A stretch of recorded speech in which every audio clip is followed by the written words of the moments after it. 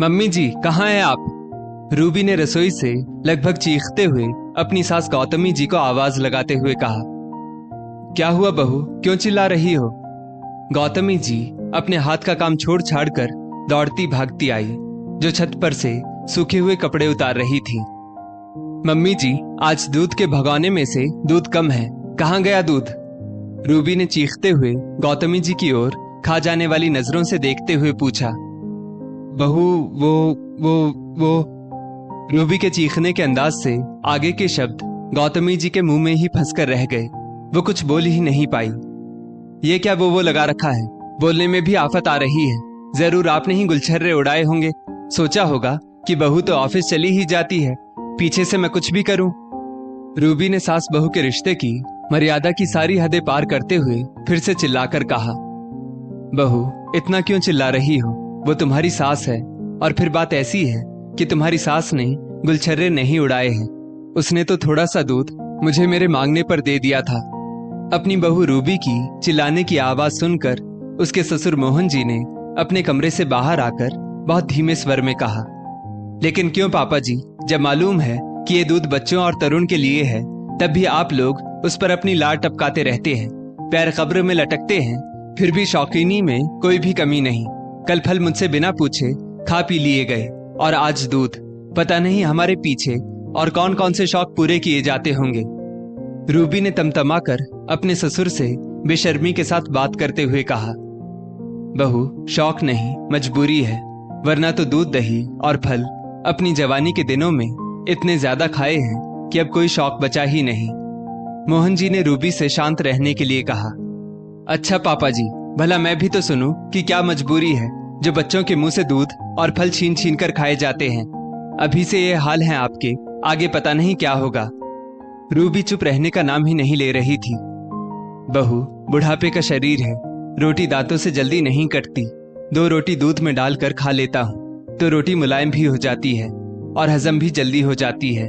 और फिर जब से यहाँ आए हैं तो दूध मिला ही नहीं, तो सोचा आज ले लेता हूँ। मोहन जी ने अपनी विवशता पर आंसू बहाते हुए कहा।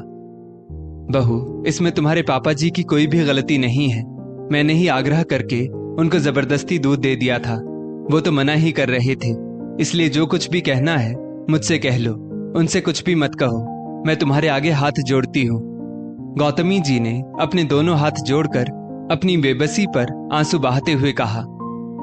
क्योंकि हमेशा शान से रहने वाले अपने पति का इस तरह बहू के द्वारा अपमान उनसे बर्दाश्त नहीं हो रहा था। आप दोनों ही कान खोलकर साफ साफ सुन लीजिए, ये घर मेरा है, यहाँ आप लोगों को मेरे हिसाब से रहना होगा। मुझको आप लोगों की कोई भी दलीलें नहीं सुननी।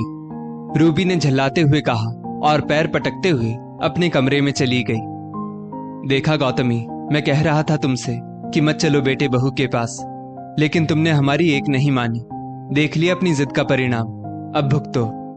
गौतमी जी का हाथ पकड़कर मोहन जी सुबक उठे। आपने देखा था ना कि तरुण कितनी जिद कर रहा था हम लोगों को यहाँ पर लाने के लिए। एक बार को तो मैं भी तुरंत तैयार नहीं हुई थी, लेकिन फिर मैंने ये सोचा कि बहू थोड़ी मुंह की तेज है, कोई बात नहीं, अपना बेटा तो खुश रहेगा। लेकिन बहू इतनी गिर जाएगी कि इतनी ज्यादा जलीकटी सुनाने लगेगी, इसका मुझे बिल्कुल भी एहसास नहीं था। गौतमी जी भी सुबक उठी। ये जो बेटा बेटा कर रही हो ना, वो भी दूध का धुला नहीं है। उसने सोचा कि उसकी पत्नी भी तो नौकरी करती है, हराम में 2 नौकर नौकरानी मिल जाएंगे उसके बच्चों को पालने के लिए। अगर उसको हम लोगों की फिक्र होती तो कभी 2 घड़ी हम लोगों के पास बैठता। किसी दिन बैठा वो हम लोगों के पास, तुम ही आगे बढ़ बढ़कर उससे बोलती हो। वो कभी नहीं पूछता कि आप लोगों को कुछ चाहिए तो नहीं, आप लोगों ने खाना खाया या नहीं खाया, आप लोगों को किसी भी प्रकार की कोई दिक्कत तो नहीं, तुम ही बताओ।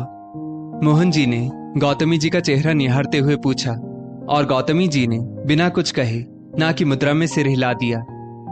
फिर अब मोहन जी के शब्दों में आक्रोश झलक रहा था। फिर क्या, हम लोग यहाँ रहकर कुछ भी नहीं भुगतेंगे, हम अपने गांव वापस चल रहे हैं। अच्छा हुआ कि तरुण की बातों में आकर हमने अपने गांव वाले घर का सौदा नहीं किया। रूखी सूखी खा लेंगे, लेकिन मैं बहू के हाथों हम दोनों को जलील होते नहीं देख सकती। आज दूध और फल के लिए इतना हंगामा मचाया है, कल किसी और चीज के लिए मचाएगी। अभी तो बहू ने जलील किया है, कल को तरुण ने भी कुछ उल्टा सीधा सुना दिया तो मैं बिल्कुल भी बर्दाश्त नहीं कर पाऊंगी। हम लोग अपना स्वाभिमान नहीं मिटा सकते। ये कठोर निर्णय लेते लेते गौतमी जी के चेहरे पर स्वाभिमान की एक लकीर खिंच गई। हम लोग आज और अभी वापस चल रहे हैं। मोहन जी ने भी गौतमी जी की हाँ में हाँ मिलाते हुए कहा। दादा दादी, आप लोग कहाँ जा रहे हैं? 5 साल के पोते पुलकित ने उनके पास आकर पूछा, जो इतनी देर से सबकी बातें सुन रहा था। बेटा, हम लोग गांव वापस जा रहे हैं। मोहन जी और गौतमी जी दोनों ने ही उसके गालों को सहलाते हुए कहा। लेकिन क्यों? मैं अभी मम्मी को जाकर बताता हूँ, पुलकित ने अपनी माँ रूबी के कमरे की ओर जाते हुए कहा। अरे नहीं नहीं बेटा, मोहन जी और गौतमी जी ने उसे रोकना चाहा, लेकिन वो तो ये गया वो गया। मम्मी मम्मी, दादा दादी वापस गांव जा रहे हैं, आपने उनको डांटा है ना? पुलकित दौड़कर कमरे में गया और अपनी माँ रूबी से बोला। अरे वो कहीं नहीं जाएंगे, तुम चिंता मत करो, रूबी ने बेफिक्री से कहा। नहीं मम्मी, वो लोग सच्ची मुच्ची जा रहे हैं। अभी दादी दादू से कह रही थी कि हम लोग रूखी सूखी खा लेंगे, लेकिन अपना स्वाभिमान बिल्कुल भी नहीं मिटने देंगे। पुलकित ने सब कुछ सुना सुनाया बता दिया। अरे मम्मी जी और पापा जी, ये पुलकित क्या कह रहा है? अब तो रूबी झट से दौड़ती हुई उन लोगों के पास आई, क्योंकि इतने बड़े शहर में सास ससुर के रूप में इतने अच्छे मुफ्त के नौकर नौकरानी उसे भला कहाँ मिलते। क्या कह रहा है ये? मोहन जी और गौतमी जी ने रूबी से तिरछी नजरों से पूछा। यही कि आप लोग गांव वापस जा रहे हैं। रूबी मन ही मन घबराते हुए बोली। हाँ, ये बिल्कुल सही कह रहा है, मोहन जी और गौतमी जी ने एक साथ कहा। लेकिन क्यों? रूबी सचमुच बहुत घबरा रही थी। अब तो तरुण भी उसे ही डांटेगा, क्योंकि उसने रूबी को खूब अच्छी तरह से समझाया था कि मम्मी पापा से गांव का घर बिकवा देंगे और वो पैसा यहाँ अपने फ्लैट में लगवा देंगे। हे भगवान, अब मैं क्या करूं? वो मन ही मन सोचने लगी। बहू, क्या थोड़ी देर पहले की घटना के बाद भी कुछ कहने सुनने को रह गया है? मोहन जी ने अपना चश्मा ठीक करते हुए कहा।